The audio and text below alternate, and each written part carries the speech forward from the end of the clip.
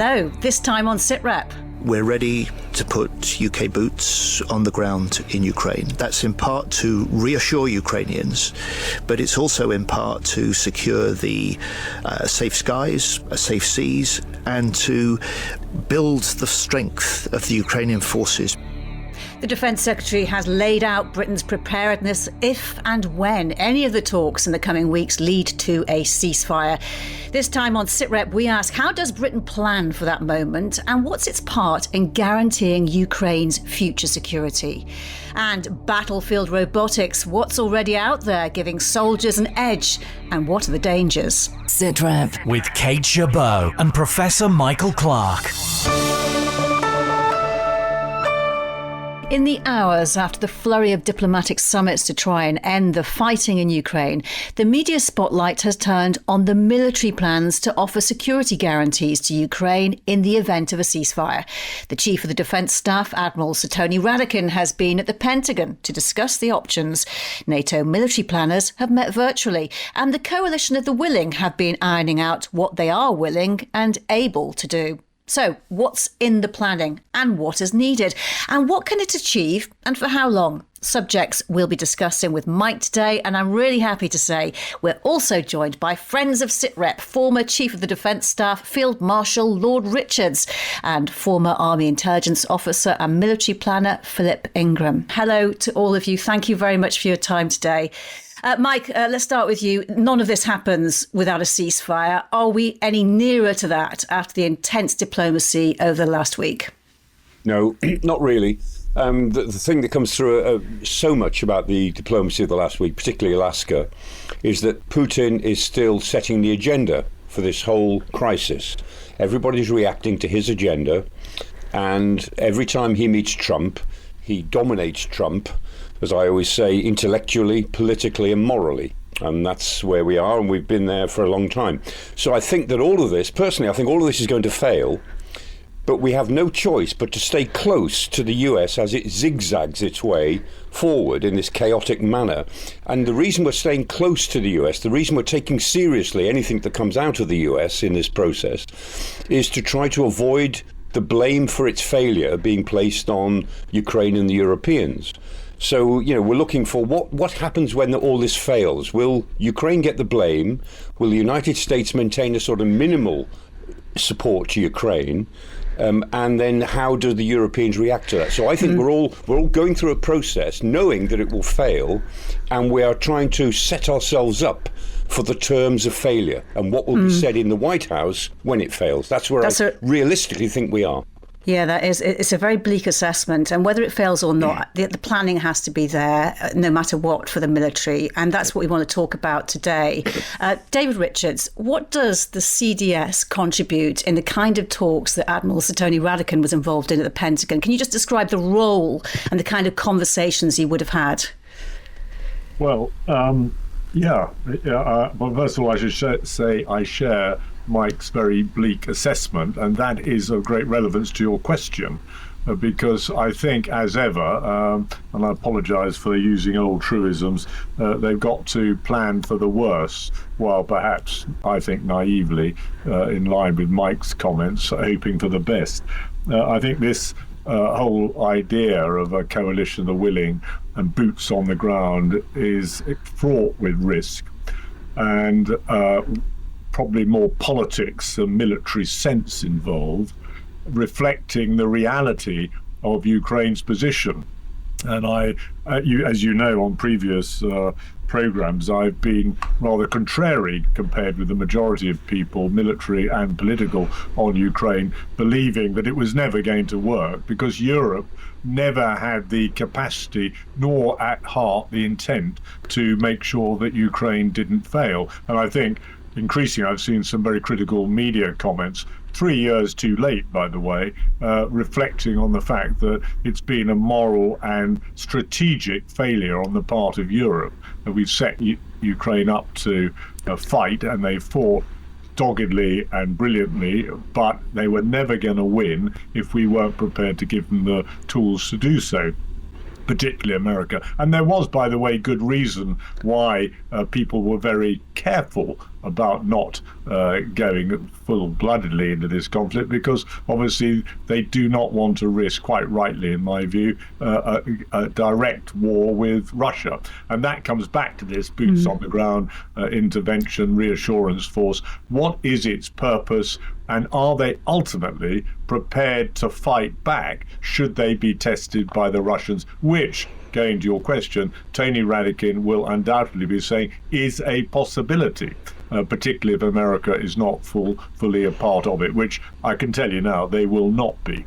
So, yeah, those are the sorts of things. They'll be getting down to the practicalities, the risks, what's the aim of it, and where does it, quoting David Petraeus, where does this all end up? Can I just ask you just to tell me, you said planning for the worst case scenario and the best case scenario. Can you just tell me what those two ends of the spectrum look like to you? Well, I'm afraid I'm a cynic. So the worst case is we put an inadequate force of some kind into Ukraine. They say now, and I'm not entirely up to date because it keeps changing, it's going to be principally designed to train the Ukrainians and prepare them. I have to say this is a conceit too far for me. Right now, probably the two best armies at the tactical level in the world are the Russians and the Ukrainians. We're way behind them in some ways, and I think the idea of European members of NATO, who, by the way, will not be permitted anyway by Russia within the terms of whatever agreements eventually made. It won't be a ceasefire, it would appear. The idea that we are going to teach the Ukrainians how to fight, I find almost insulting to the Ukrainians. But worryingly also, will it fix the British Armed Forces in Ukraine in a sort of poor man's version of the Cold War? I think that's a real risk. It won't probably involve the Navy too much, but it could, and it should, because of the need for air protection. It could well involve a lot of the RAF. So I think this has got a lot of thinking to go through yet, but that would be the worst case, that the Russians test it and we are caught up in some sort of conflict, which we should assume will be, massive, because that's the way of the world. Or best case, the Russians just quietly accept the situation and allow us to get on with it, which I think, as I said, is a bit of a naivety. Philip Ingram, how do you think military planners will be communicating right now higher up the chain of command what needs to be done and what the options are?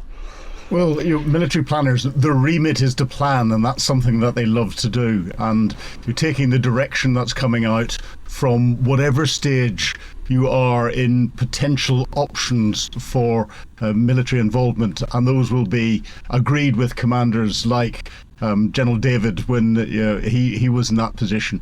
And you make a series of assumptions, and those assumptions lead you to understanding the worst case and understanding the best case, and then you start to plan your different options. And therefore planning has been going on ever since people started talking about Western involvement in Ukraine to support the Ukrainians, and it gets refined as you get more and more information. But that planning is for two things: A, to prepare the military to understand what it is that they need for each of those options, and there have been 2 or 3 meetings with the chiefs of defence and their planners already looking at different things. So it then gives you the ability to communicate with each other and understand what the art of the possible is from a national perspective and what the red lines are, and allow you to work those behind closed doors. And then the second piece of that is whenever you get the likes of CDS going off to Washington, you can turn round to him and give him some refined understanding of what the art of the possible is from your national perspective, but having dealt with international partners, and say, if the agreement is this is the sort of force package that we'd need, this is how long it's likely to be there, this is how much it's likely to cost, and everything else. And these are the difficulties that need to be ironed out, and most of the difficulties are from a political perspective, because of the political constraints that will be put on nations contributing their forces. And then whenever CDS comes back, he will have a little bit more of an understanding. That will be injected into the planning teams in Permanent Joint Headquarters and Strategic Command, and they will refine the contingency plans that they've got as they get more information and war game them through and keep talking to planners in other capitals doing exactly the same. And how many planners typically are involved in this kind of discussion and planning? I'm not sure how many PJHQ have got added at the moment. I remember in Headquarters Allied Rapid Reaction Corps, our planning team, we had two or three elements to it. There was a core planning team that sat down and had about 10 people from different disciplines around that would work out the details. So your intelligence experts, your operational experts, your logistics experts, your air experts, your combat support experts, your combat service support experts, and would fire things in. And then whenever you got to a point where you needed to bring in greater horsepower, you just brought that in as to where you needed. So it depended where the contingency was going. So the answer is there is no fixed number. And it becomes a complete headquarters and then multi-headquarters responsibility. And the important thing is you start communicating, and it's getting that communications going, and you try and get, from a military perspective, as close to a single voice as you possibly can, going out into the political chains, so that whenever they all come together, the politicians come together around a table and start to agree on what it is that's going to happen, they really know what the potential risks are. And Mike, what lessons can we draw from recent history to inform the kind of options which will be considered at this moment? Well, I mean, the lessons, insofar as there are any, are about size, really. If you think about the sort of planning that went on for these sort of peace support operations in the Balkans, various sorts, that both Philip Ingram and Lord Richards were involved in, to pretty intimate levels, that planning was against an opposition that was doable. It was an opposition that could be met at a size that we could do, and that was pretty effective in its own ways. It wasn't 100% effective, but it was more successful than unsuccessful, and it essentially did the job. But then we sort of scaled that up on the basis of that success, scaled that up in Iraq and Afghanistan, where the opposition was in principle the same sort of opposition, but at much bigger levels. And of course, it turned out that after the initial war in Afghanistan, after the 9/11 and 2001, 2002, and then the initial break-in in Iraq in 2003, after those initial phases, the sheer size of the problem was more than we had the numbers to cope with or were prepared to devote. And so here we'd be talking about scaling the whole thing up even further, with the nature of the opposition different in principle, and the size bigger than the size that was too much for us in Iraq and Afghanistan. So the lessons are that what we were good at doing in terms of peace support and reassurance at a very small level by comparison can't really be put over at the sort of scale that we might be talking about in Ukraine and against the opposition we might be talking about. We're going from peace support to deterring conventional war by way of peace support. And those are two very different things. Do either of you want to add to that, Philip or David? I've got having been the man Philip described in many ways, the planners are brilliant. They're, if you like, they've all been to staff college, they've learnt their trade, and I have total confidence that the PJHQ planners and those in the MOD who are advising Tony Radakin and ultimately our political leaders will emphasise the right things. The most important thing the commander will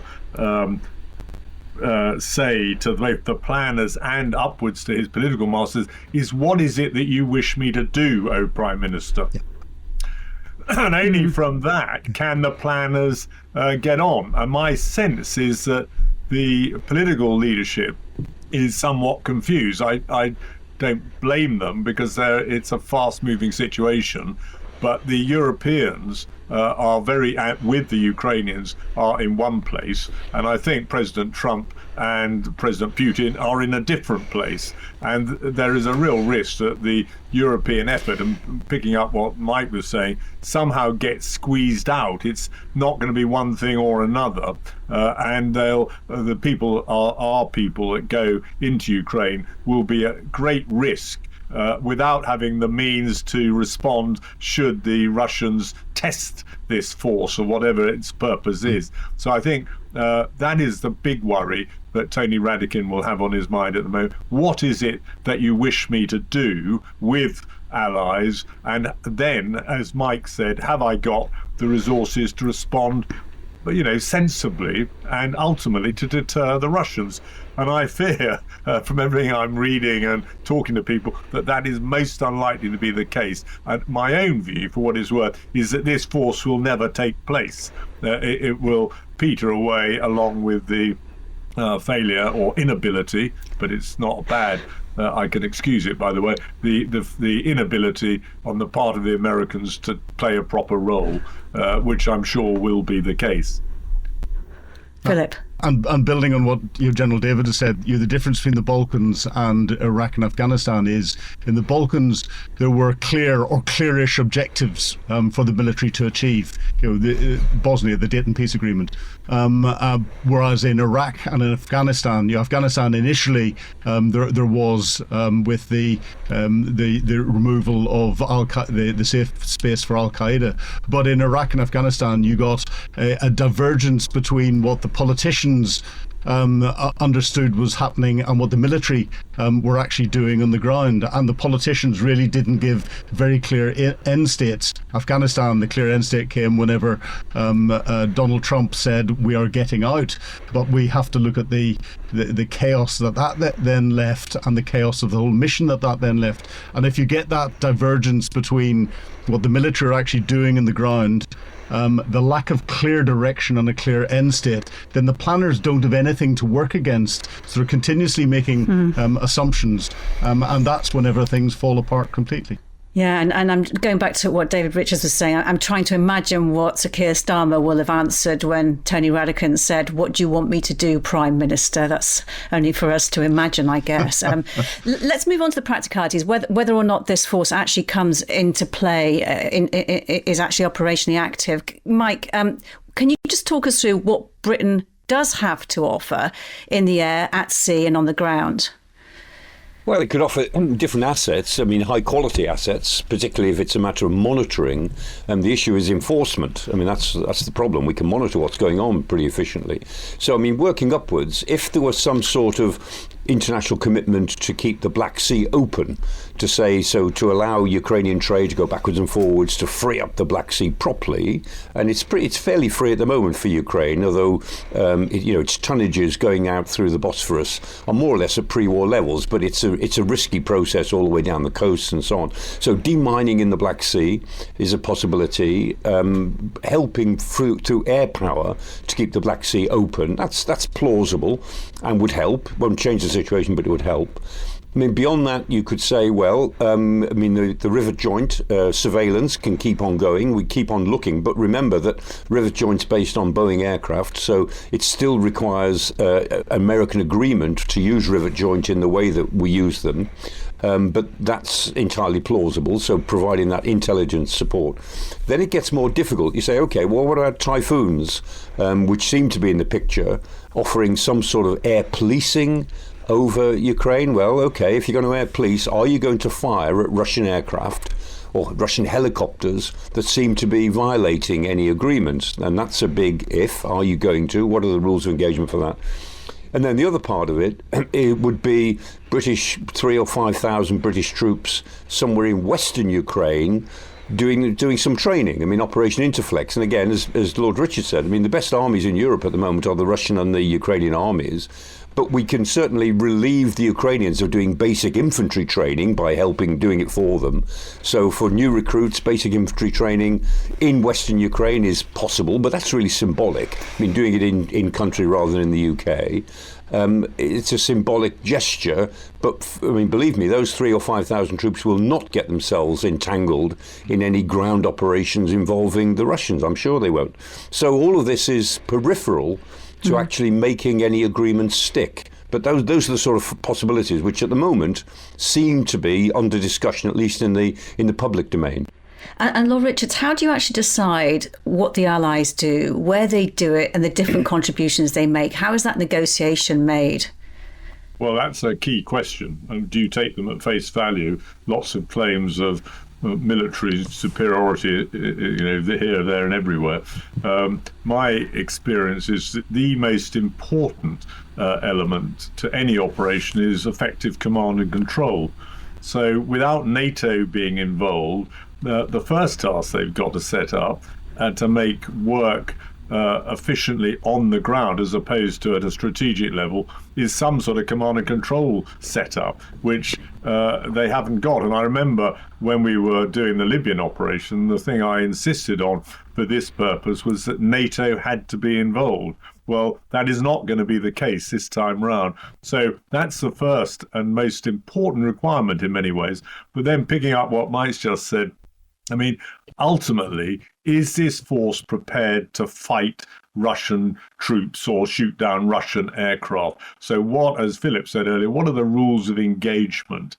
And if they are not prepared to do what I've just said, then what is the point of it? Notwithstanding there may be some useful basic infantry training that we can offer, if the aim is to deter, which it would appear to be, and we're not prepared to help the Ukrainians fight against any Russian incursion or testing of this setup, then I would have to question whether it's sensible to do, because our bluff may well be called, and we will come out of this whole thing in now or in a few years' time as a very hollow setup. I'm talking of Europe and Britain within that. We've set as I said earlier, the Ukrainians up to fight and die in huge numbers and never given them the means to do it successfully. And we're now telling them perversely that they've got to trade ground for peace. This is not what we set out to do. And I think the Ukrainians will get very upset with us if we don't now put the sort of assets into the Ukraine that Mike was talking about, but actually that they really want, which is a much bigger force that would help them, because of their very presence there, would help them deter Russian, further Russian intervention. Okay, we are talking hypothetics, of course, but it is interesting to get an insight about how these things are planned and organised. And Mike, can we just talk about the rules of engagement? How are they determined, what troops can and can't do?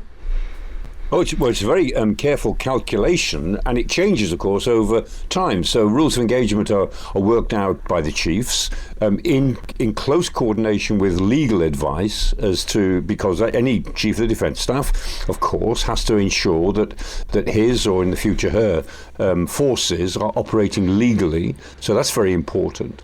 And then the rules of engagement have got to be, as it were, massaged through the political process as well. And rules of engagement have to be clear. That's the important thing. They have to be clear to the boys and girls on the front line. So there's quite a lot of different calculations to be made. And, as I said, the rules of engagement may be dynamic because every conflict or every operation will change as it goes on. So it's a constant process of iteration as to how the frontline forces have to react to given situations, and not all of them can be predicted, of course. Some of them can be, but there will always be surprises which will strain whatever definition of rules of engagement has been arrived at. And Philip, yes, as Mike says, the rules of engagement, they change over time. What happens when the rules of engagement are challenged by the circumstances, unexpected events, communication problems on the ground, the reality of being there? Well, there's an additional reality that comes in because the rules of engagement are set by nations, and they are usually different for each of the different contributing nations. You hope to get a consensus, but sometimes there isn't. I remember going back to Kosovo before NATO forces went in, the former Yugoslav Republic of Macedonia, who was concerned that the Serb forces could attack in and preempt any NATO movement into Kosovo. And the rules of engagement between the German forces in the west, the American forces in the east, and the British forces in the central bit were completely different. And the Germans were told to stay inside camp unless they were directly attacked. Now, the local commander on the ground was very pragmatic, and he interpreted it by putting a checkpoint in the middle of the route that the Serbs would have had to have taken coming south, and said they have to attack through my checkpoint. That would therefore mean that I have been attacked and I can deploy my troops out to be part of it. This is the level of complexities that you get whenever it comes to changes, and this is why, as Mike said, you have to understand your freedom of action from a military commander's perspective. But the rules of engagement aren't just about fighting; they also come into intelligence operations, and this is where it's understanding where your level of authority is, and then how you get clearance to go to the next level, which you will have planned from a contingency perspective. But sometimes that means going back up to ministers or even the Prime Minister to get clearance. And again, in another operation in Iraq, I remember from an intelligence perspective, our rules of engagement said we had to apply the same rules that we did in the United Kingdom. We were looking for a very specialist collection operation against a target, and because of the nature of the target, it was outside the authority of the commander on the ground, and we had to go back and get ministerial clearance for this. And because of the time difference, it meant waking the minister up in the very early hours of the morning. Finding him was difficult because he was out on a social event, and we got his signature through an hour after the target had left the opportunity zone, but we couldn't carry out that military operation because we didn't have the signature on the piece of paper. And David Richards, what Philip described there really illustrates the importance of the thinking and the interpretation of the commander, the local commander on the ground, what they see, and in translating that into reality. Might there be a situation where in the heat of the moment, the rules of engagement can be bent for the greater good? Well, define, Kate, your heat of the moment. But, I mean, for example, if British forces were physically attacked, which, as Mike said, is not that likely in terms of ground manoeuvre because they'll be deliberately positioned in the western half of the country. But there are ways that the Russians, should they wish to test this whole setup, will be able to do it. They will be able to defend themselves under the rules of engagement, I'm sure. We're not going to lose British lives simply because the soldiers in question have been told that they can't fight back regardless. But it's what you do then, and that's the strategic political issue that I think they just haven't thought through at all. I should say that and I'm again picking up something Mike said, really, the Ukrainians are a very experienced army now. If I just think of their army, the best thing the West can do is to bolster them further as quickly as possible, rather than pretend that we are going to get involved in some sort of ground war, to the point where the Ukrainians, rather than we, pose the deterrent that Russia may, just pause on if and when they should decide to start all this over again. Which personally, I'm not certain they will. If Putin gets his way, which is basically the neutralization of Ukraine as an independent, a properly independent state, then whether we like it or not, that seems to be the direction in which President Trump is leaning to in order to stop the killing. So I think we've got to see how all that pans out. But either way, the Ukrainians are going to need as much physical and moral support as we can give them, rather than us pretending that a few thousand trainers are going to make a huge difference.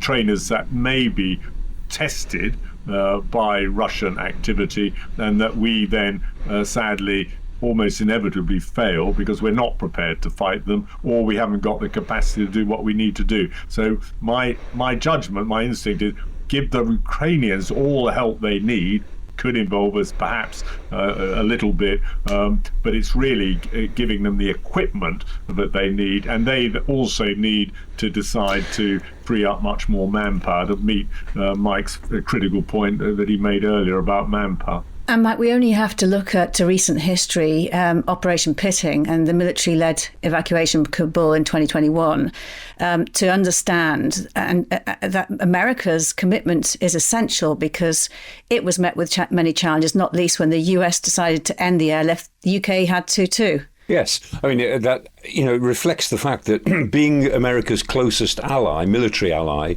can be very uncomfortable sometimes. I mean, I remember when it came to the Iraq War in 2003, Kevin Tebbit, who was Permanent Undersecretary at the Ministry of Defence for a while, he said, and he said it to the Chilcot inquiry, so it's in the public domain now, he said, we decided that if the Americans were making a strategic blunder by going into Iraq, we could not allow them to make it alone.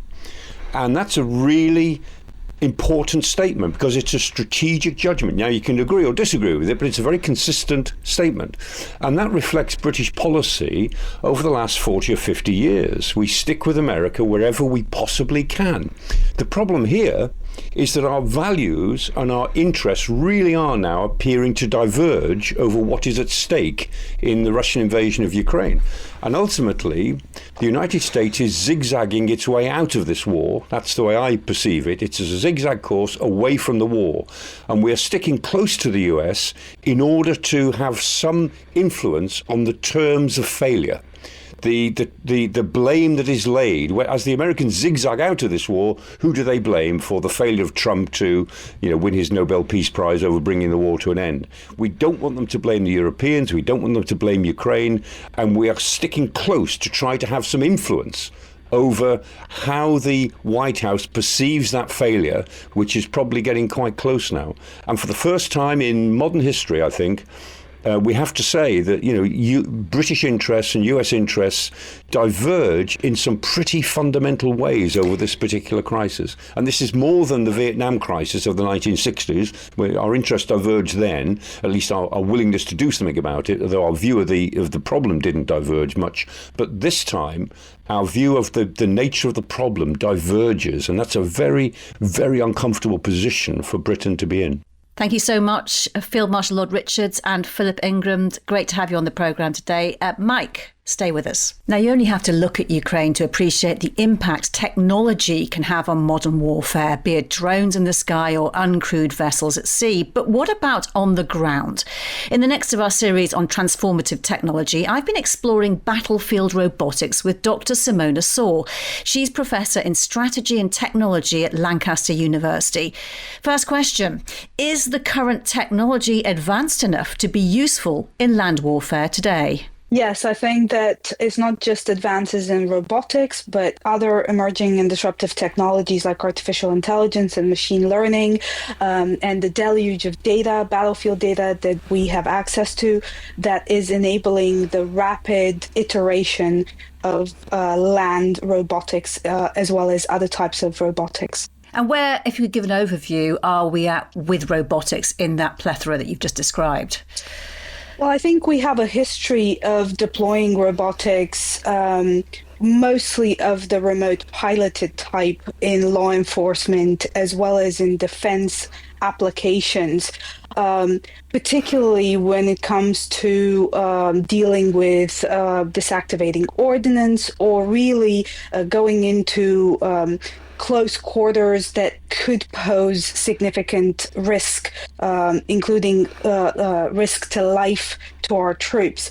And so what we're seeing on the battlefields today, what we're seeing armed forces across the world experimenting and testing today are an extrapolation of these types of remotely piloted robots. And I would say that particularly in the land domain, we are seeing quite a lot of iteration happening in very, very short time spans. So I'll give you an example. For instance, off the battlefields of both Ukraine as well as the Middle East, we are seeing land robots being deployed in actual combat situations, particularly around force protection and extraction of casualties, but also for logistics and resupply. More broadly, armed forces in the West, as well as in China, Russia, and elsewhere, are testing and experimenting with a range of combat platforms that are either semi-autonomous, that means they can be remotely piloted and have some autonomous functions enabled for particular use cases, or are fully autonomous. We are seeing the deployment of these kinds of platforms, from the very small ones ranging from somewhere the size of a backpack, to full tank size platforms that also have lethal capability enabled. Can you tell us a bit more about the kind of robots you've mentioned there that are being used in Ukraine? I think that there are a variety of UGVs, that's what we would call them, unmanned ground vehicles, which are essentially, they are smart robots that can perform a range of tasks with minimal or no human input. And the difference between the minimal and no human input is really the difference between the semi-autonomous all the way to fully autonomous platforms that we are seeing developed. Like I said, the ranges of these technologies, particularly in the land domain, focus mostly on logistics and resupply, as well as the extraction of casualties. We are also seeing one of the big drivers of the introduction of these platforms in the Ukraine battlefield to be related to the fact that there is massive use of ordnance that is being deployed on the battlefield. So that would pose a significant risk to troops who are entering that particular terrain, and therefore sending robots makes a very good force protection alternative. And how wide is the use of autonomous and semi-autonomous vehicles in Ukraine at the moment? I would say that we are still in the experimental phase, where we are testing various platforms. Don't get me wrong, there are a multitude of platforms of various sizes that are being developed by both local industry in Ukraine, as well as adversaries in Russia, because we're talking about the battlefield in Ukraine as a two-side situation, but also by other nations in Europe, in the United States, and worldwide. So this is a rapidly evolving market. So we have a various number of such platforms of various sizes that are currently being tested in Ukraine. What we are seeing is mostly the deployment in testing on the battlefield of remotely piloted and some fully autonomous platforms. What I would say, though, is that the choice between the two is very significant, because the land domain is one of the more challenging domains for the deployment of autonomous robots.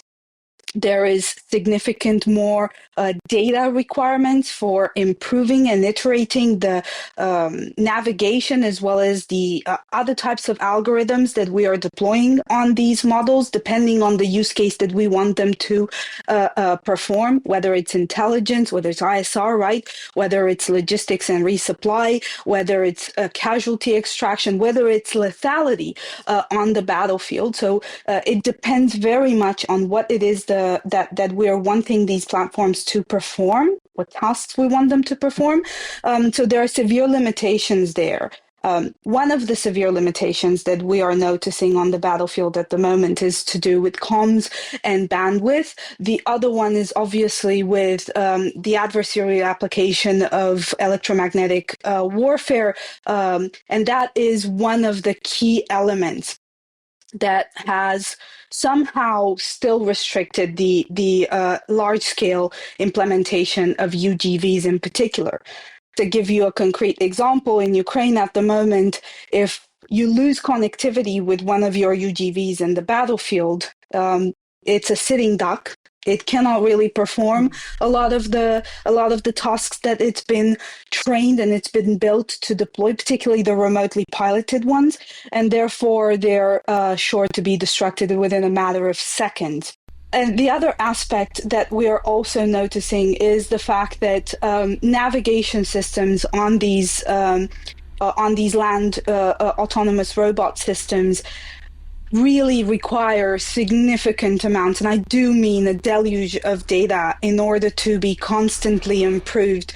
And that data obviously in Ukraine is present, but with all the data, with all the millions of gigabytes of data that we have from the battlefield in Ukraine, these are incredibly data hungry algorithms. So navigating the very various geographical profiles on the battlefield in Ukraine and elsewhere poses a significant challenge.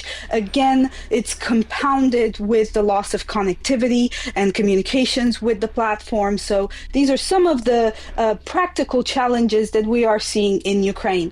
But I would like to stress that this is while it is generalizable for all battlefields, electromagnetic spectrum will be present in any kind of battlefield that we are contemplating, as well as geographical features that we need to navigate using these UGVs.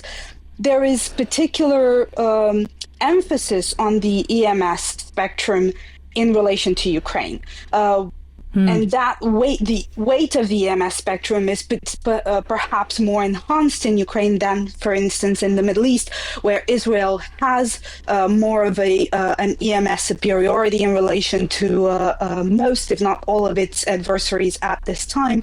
And you really see that in the application of UGVs on the battlefield, particularly in urban environments. And Simona, when we look at the possibilities, we also have to look at the limitations of what we can expect from robots. What constrains the potential of battlefield robotics? Well, that's an excellent question. We have to think of a variety of limitations, both on the technical side, which we've talked about already, but also the non-technical limitations that link to the trust that we have in the way that models deployed on these platforms work. We have to think about the framework for verifying their legal compliance. We have to think about inherent structural limitations around the digital infrastructure and communications infrastructure that underpins their deployment, maintenance, logistics on the battlefield. We have to consider the fact that in order to introduce at scale UGVs, we also have to think and plan and act differently around how we deploy logistics and maintenance to support their deployment on the battlefield. Last but not least, these platforms are made available through the power of software. Their functionality is driven by software. And as a result, we have to think of one of the key challenges around the deployment of software in defense applications, which is to do with cybersecurity writ large. And of course, because these platforms are powered by AI models, we have to think about the specificities of the security of AI that is embedded within these platforms. You've given us so much to think about. We'll go away and do that right now. Dr. Simona Soare, thank you so much for your time. It's been great speaking to you. Thank you very much for the invitation. And Mike, since we are forward looking right now, I guess underpinning what militarily the UK might do for Ukraine, you have to have an idea of what you want to leave behind. Yes, I mean, warfare is changing all the time. And as Dr. Soare said, the ground environment is the least developed in terms of robotics. Robotics have extended in the air domain and the maritime domain quite quickly. They're doing so more slowly in the ground environment because the ground environment, as she said, is the most challenging. You know, whereas the air and sea environments are a bit more homogeneous. I mean, air, water and air behave more or less consistently. The difficulties of operating on the ground are just so much greater. There's just so much more complexity in robotics operating across the ground and at ground level. But all the talk about robotics, although it's very interesting, it is exciting stuff. It's fundamentally, in terms of warfare, it's tactical. It's all about tactics. It's a way of achieving your objectives more efficiently or more cheaply or more safely than you could achieve them in any other way. They don't really affect the strategic questions because robotics is not about strategy, it's all about tactics. And it comes back to that old basic thing that the character of war is changing all the time. So warfare is going into robotics and Britain is going into that revolution in a pretty big way. But the fundamental nature of warfare doesn't change very much at all. Ultimately, tactics are used to create a new political reality, and that's the strategic issue. Ultimately, it's down to human decisions about what you are prepared to fight and die for and sacrifice for, and when you've had enough, or whether you're prepared to do this or that, or not do this or that. Ultimately, strategy is about human decision making. And in the 3,000 years of recorded history and the 8,000 years of what we might call archaeological history before that, there is no sign anywhere that the fundamental nature of warfare has ever really changed. Great thought to end on. Mike, thank you so much. And my thanks to all of our guests, Field Marshal Lord Richards and Philip Ingram. That's all for now. Professor Michael Clarke is back in a couple of weeks. I will be here with another Sitrep next Thursday. For more on all of this, you can head to the BFBS Forces News YouTube channel. For now, though, from me, Kate Gerbeau, thanks for listening. Bye-bye.